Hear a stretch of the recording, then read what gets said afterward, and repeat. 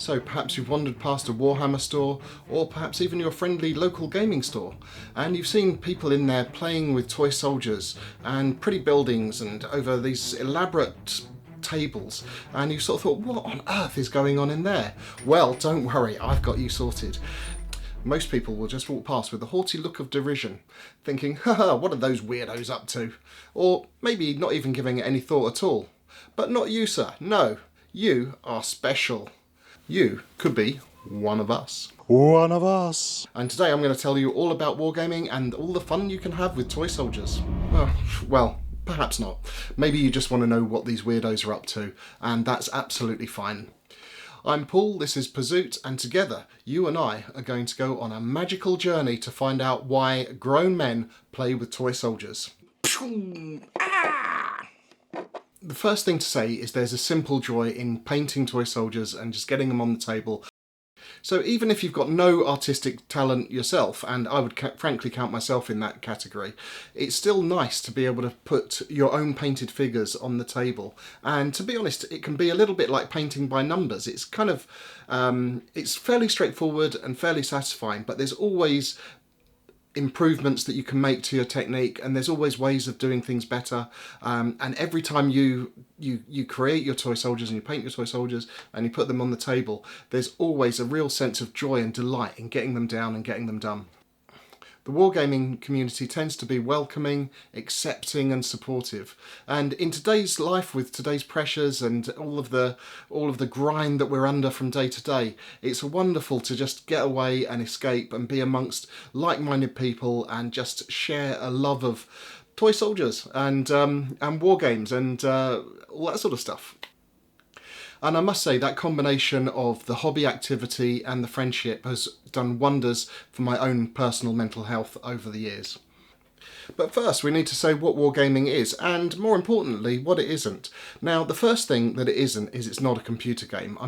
There are fantastic conflict and war based computer games, but that's not what I'm talking about. What I'm talking about today are the little toy soldiers, the pretty little things that we see on the tabletops, and that means that you've got to be engaged with people, you've got to be face to face. The next thing that I'm not talking about is I'm not talking about war games that are solely board games. So there are war games where you have a map and you have chits that you move around. Now that's not what I'm talking about. I will be covering another type of board sort of war game, but we'll get onto that in a minute. It may be a surprise to hear, but there are not one, not two, but three different types of war game that I'm going to cover today. So the first is Sci Fi Fantasy. The next is historical wargaming, and finally the last category is board wargaming with miniatures. So this is not the Avalon Hill style wargaming with chits and stuff, it's more with miniatures. So by far the largest section of the wargaming community plays sci-fi and fantasy, and the biggest player in this arena is Warhammer. Next we have historical gaming, which some people seem to think of as being the only true type of wargaming, but I don't think so. I think that wargaming is wargaming and our hobby is our hobby. I love historical wargaming and it's mostly what I play, but I also do enjoy sci-fi, and not only that, this last section, which is miniatures board wargaming. So this is where you get a box and the miniatures come in the box, and we'll get onto more of that in a minute. But first I'd like to say a very big thank you to CMA Creative Solutions for supporting this channel. So CMA are a resin and metal specialist company. CMA have been quietly beavering away in the background, supporting the wargaming, miniatures and scale model industries over the last 30 years. Can you believe it? Check out their website at cmacsl.co.uk. The link is in the description below. Right, so let's get back to the basics of wargaming. I'm going to describe the general principles of games that grown adults like myself play with the little toy soldiers. You'll never get me! And what I'm going to describe are the general concepts. They will vary from game to game, but these are generally what's kind of normal, obviously with some variations along the way. Firstly, they typically have two sides. These can be called armies or factions or war bands or whatever else the rules designer called them. Next, the games are played with 2 turns. Normally, one player goes, then the next player goes. Now, there are a lot of variations on that these days, but I don't want to get into all that right now. Now, the battles are fought on a tabletop, and they typically have 2 sets of miniatures, as I say, and these could be toy soldiers, tanks, dragons, you name it really. The 2 players will deploy their forces on either side of the table, and then they'll manoeuvre their forces around each other, kind of closer to each other, trying to get a good tactical position to be able to either shoot at or assault their opponent. Movement is done using tape measures to see how many inches of a certain unit type can go. And when it comes to fighting, each unit normally has its own stats, and it's normally resolved by the combination of these stats and a dice roll. For instance, one side soldier might be able to shoot another on a roll of a 5 or 6 on a normal 6-sided dice. As I say, there are lots of variations around this. There are numerous games, and those are just some of the basic concepts really. So let's get on to our 3 types of games and have a bit of a deeper drill down into them. Firstly, we have sci-fi and fantasy games, and as I've already said, Warhammer is far and away the biggest player in this arena. It's kind of like the Coca-Cola of the Warhammer world. All right, mate, I'll have a Coke. Yeah, sorry, mate, we've only got a Pepsi. Yeah, whatever. It's got a huge following, and wherever you go in the world that people are playing war games, you're likely to find someone there playing Warhammer. So the nice thing about that is that pretty much wherever you go, you can always find an opponent somewhere. Games Workshop is the company that has created the Warhammer and the Warhammer universe, and they've done a fantastic job of creating what they call a grim dark future for their combatants to fight in. So this is a dark version of the future where space orcs and Eldar, which are kind of space elves, fight humans in various forms, and they've done a really great job of enriching that universe that they've created, and they have books and magazines and a forthcoming TV show to showcase their universe. Games Workshop is probably the market leader, and their stuff is beautiful, but oh boy do they know how to charge. They're definitely at the more expensive end of the hobby. The other problem that I find with Warhammer is that it's a very complicated game, and to me it's a game that really requires it to be pretty much the only game you're committed to, because the rules are complex, and to get good at it you need to play it pretty much every week, and you need to be pretty dedicated.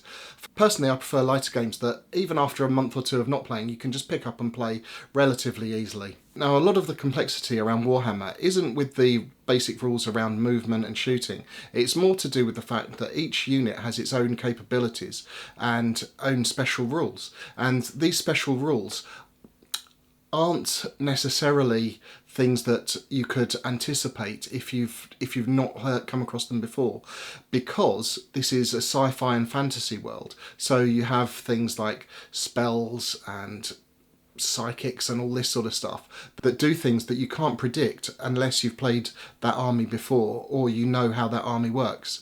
So that does make it a very tricky game to get good at and to play. But Warhammer isn't the only sci-fi fantasy game in town. There are numerous other examples. But if you do want me to take a deeper dive into other sci-fi and fantasy games, do put a comment down in the links below. Now, Games Workshop provide what they call a complete game system. This means they provide the rules, the miniatures, everything you need to play the game. And some of the other games companies do the same sort of thing. But there are others that actually take a different approach, and they'll provide rules that are figure agnostic, which means that you can play their rules with Games Workshop figures or with Foundry figures or anybody's figures really. And also there are a lot of figure manufacturers that again produce figures that are just figures, and they're not designed for any particular game, but they're often quite cool and quite interesting and different to what you get at Games Workshop and some of the other larger companies. So now let's get on to historical wargaming. So if you've ever looked at a movie like Saving Private Ryan or The Battle of the Bulge and sort of thought, wow, that looks great, I'd love to sort of get that onto the tabletop and maybe paint up some figures and get that going, this is the arena for you.